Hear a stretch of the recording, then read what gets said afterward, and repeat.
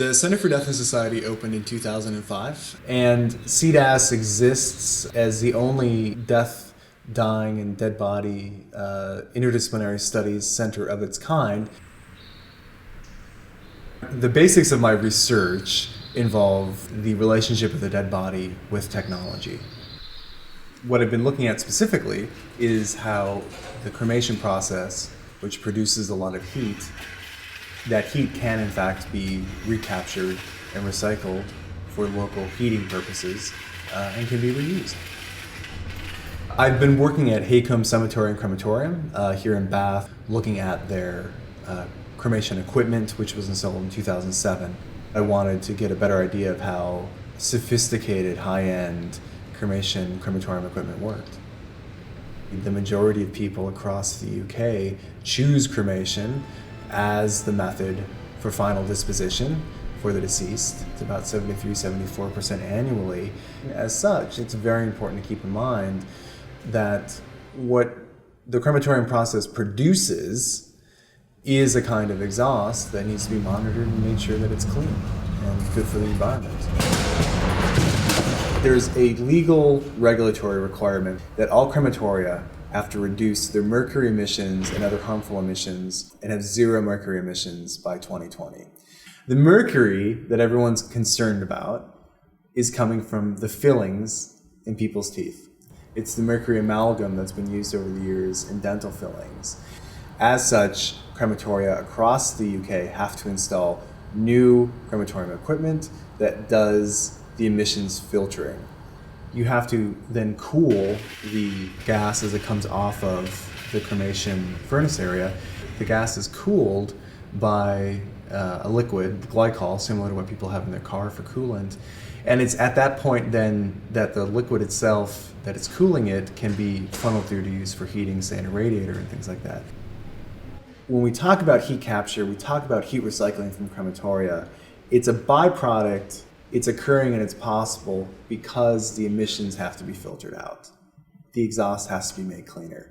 Bodies themselves are not being cremated specifically to produce any kind of heat. This is simply a byproduct that can be used, and if it's not, it's a potential energy source that's simply lost. You can look at thousands and thousands of pounds a year, upper end maybe 20,000 pounds in savings.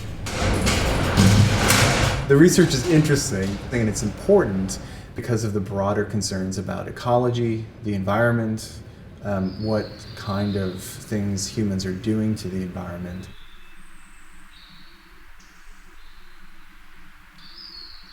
Death isn't just about death, it's also about how we live our lives and the meaning we attach to things at the end of life and how we ritualise that process of dying and bereavement says a lot about the values we attach to things in our everyday existence.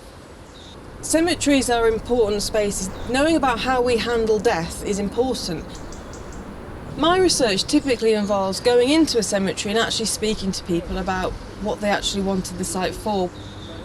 We have a lot of cemeteries in this country and a lot of them are actually full already or getting full. And we are an island where there is only so much space to go around. So one of the big questions is what do we actually do with these spaces? And I wanted to find out what visitors and the local community of the cemetery actually wanted from it beyond it being a place for funerals and burial and cremation.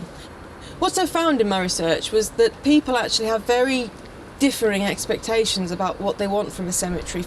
For some people who are bereaved, particularly people who are recently bereaved, it's very important that the space is appropriate in terms of it's quite a solemn and calm and peaceful environment.